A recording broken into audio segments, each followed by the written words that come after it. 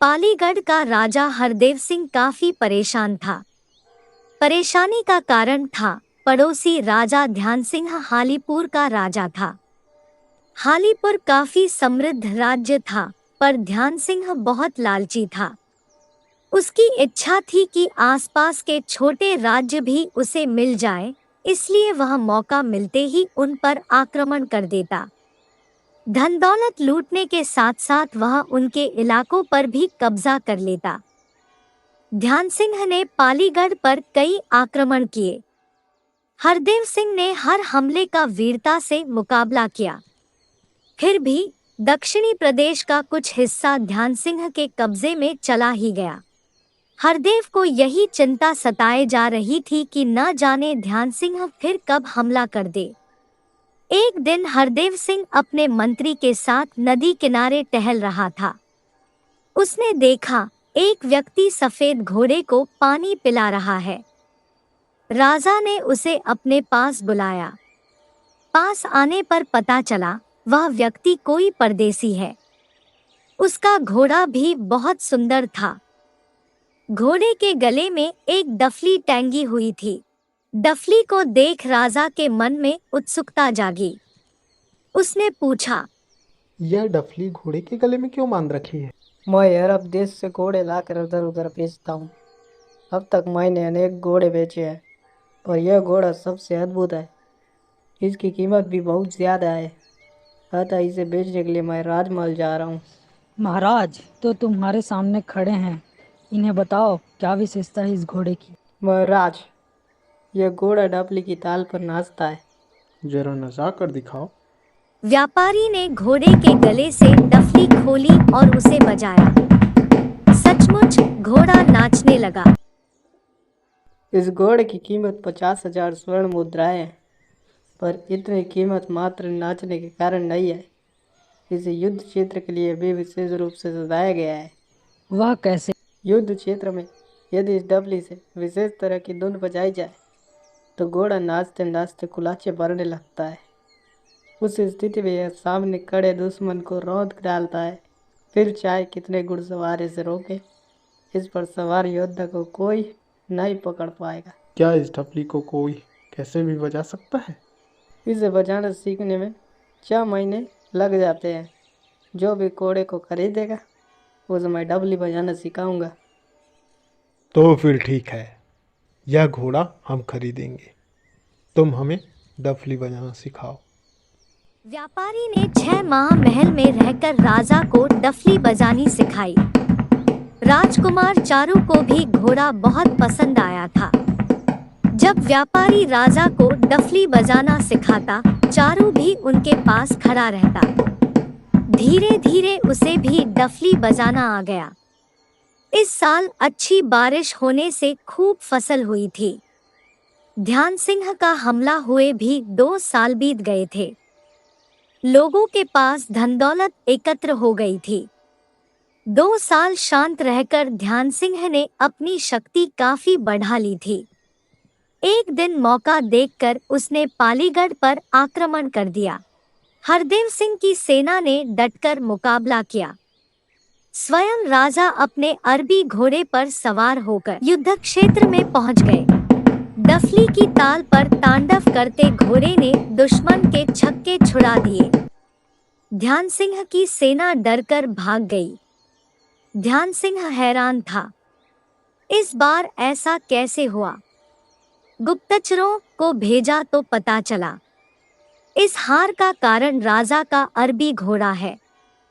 ध्यान सिंह योजना बनाने लगा, पर इस बार के अनुभव ने उसे भयभीत कर दिया था। अब वह लड़ाई के बारे में सोच भी नहीं सकता था। अब हरदेव सिंह पूरी तरह निश्चिंत हो गया। उसे विश्वास था आगे कोई उस पर आक्रमण नहीं करेगा। उसने सोचा कि डफली की आवश्यकता तो सिर्फ युद्ध क्षेत्र में ही पड़ती है, बाकी समय तो इसे उतार कर रख देना चाहिए। उसने घोड़े के गले से डफली खोलकर अपने कक्ष में रख दी। एक दिन हरदेव सिंह शिकार के लिए जंगल में गया। एक मृग को देख उसने अपना घोड़ा मृग के पीछे दौड़ाया। मृग बहुत तेज दौड़ा। दौड़ते दौड़ते जंगल में दूर निकल गया। राजा भी पीछे पीछे था। घने जंगल में वह अंगरक्षकों से बिछुड़ गया। जब मृग हाथ नहीं आया तो राजा ने वापस चलने की सोची, पर रास्ता भटक गया। काफी देर चलने के बाद वह एक नदी के पुल के पास पहुंच गया। तभी ध्यान सिंह के कुछ सैनिक वहां से गुजरे। उन्होंने हरदेव सिंह को पहचान लिया। वे राजा को पकड़ने आगे बढ़े। हरदेव सिंह ने अपनी डफली बजानी चाहिए ताकि घोड़ा रौद्र रूप धारण कर शत्रु को रौंद डाले, पर डफली महल के कक्ष में रखी थी। राजा कुछ और सोचता, इससे पहले सैनिकों ने उसे घेर लिया। पकड़कर ध्यान सिंह के पास ले गए।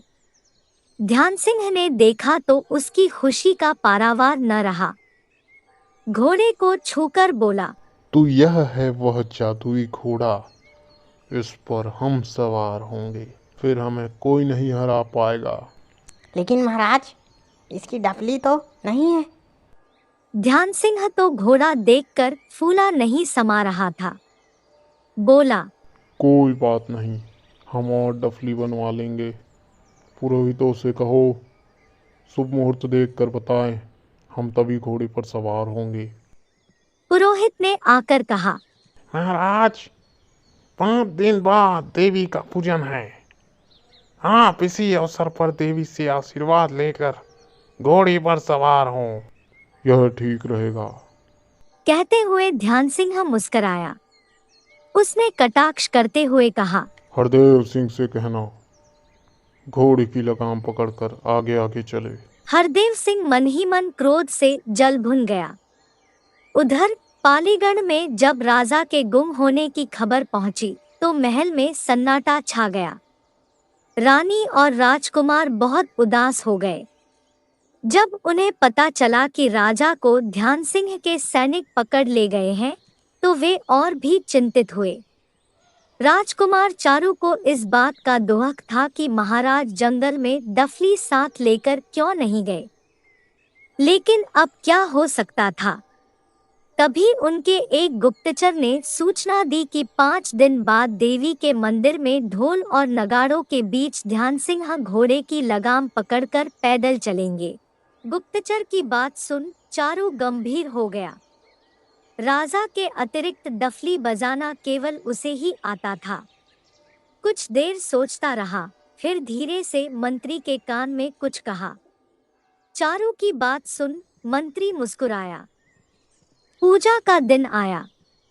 हालीपुर में काफी चहल पहल थी।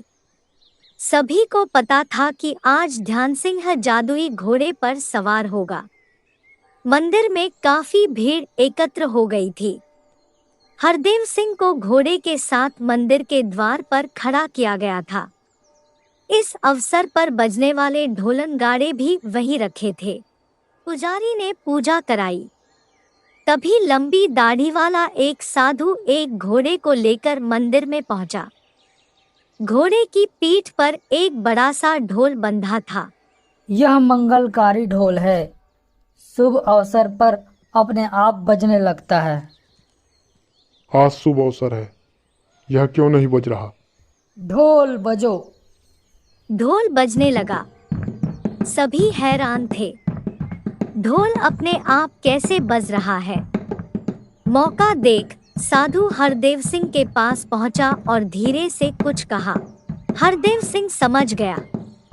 ढोल बजता जा रहा था। ध्यान सिंह घोड़े पर सवार होने के लिए आगे बढ़ा, तभी ढोल का स्वर बदल गया। उससे डफली की लयताल विशेष धुन में बदल गई। अरबी घोड़ा नाचने लगा। घोड़े की लगाम तो हरदेव सिंह के हाथ में थी ही, तुरंत वह घोड़े पर सवार हो गया। घोड़ा कुलांचे भरने लगा। ध्यान सिंह के सैनिक ढोल को तोड़ने दौड़े, पर कुलांचे भरते अरबी घोड़े ने दुलत्तियां मार मार कर उनका बुरा हाल कर दिया। ध्यान सिंह को कुछ समझ नहीं आ रहा था। वह असहायों की तरह सब कुछ देखता रहा। इससे पहले कि उसकी सेना कुछ करे, अरबी घोड़े पर सवार हरदेव सिंह और साधु ढोल वाले घोड़े सहित दूर निकल गए। शाम होने से पहले वे पालीगढ़ पहुंच गए। राजमहल पहुंचते ही हरदेव सिंह ने मुस्कुराकर कहा, शुभ अवसर है, मंगलकारी ढोल बजो। तभी ढोल से आवाज आई, पहले मुझे बाहर निकालो। यह आवाज राजकुमार चारू की थी, जो ढोल के अंदर छिपकर बैठा था। साधु के वेश में कोई और नहीं, स्वयं मंत्री था। हरदेव सिंह ने दोनों को गले लगा लिया। अरबी घोड़ा हिनहिनाया मानो कह रहा हो, अब दुश्मन हमारे राज्य की ओर आंख उठाकर भी नहीं देख पाएगा।